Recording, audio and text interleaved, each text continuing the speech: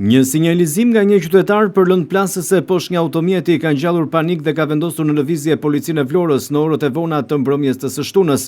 Menjëherë pas marrjes së sinjalizimit, shërbimet e policisë mbritën në vend ngjarje, duke ndërmarrë masat e nevojshme të sigurisë.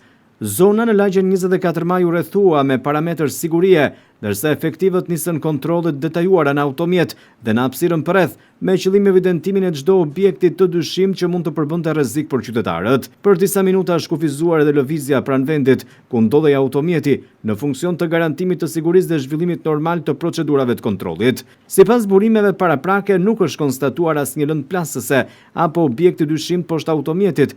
Burime nga vendngjarja bëjnë me dije se procedurat e kontrollit janë kryer sipas protokolleve të sigurisë, duke mos lënë asnjë detaj pa u verifikuar.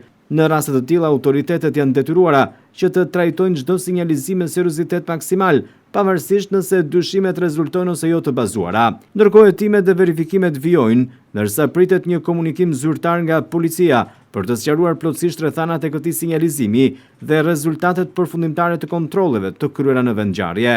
Situata më pas është paraqitur e qetë dhe në monitorimin e forcave të policisë, të cilat mbeten në gatishmëri për çdo zhvillim të mëtejshëm.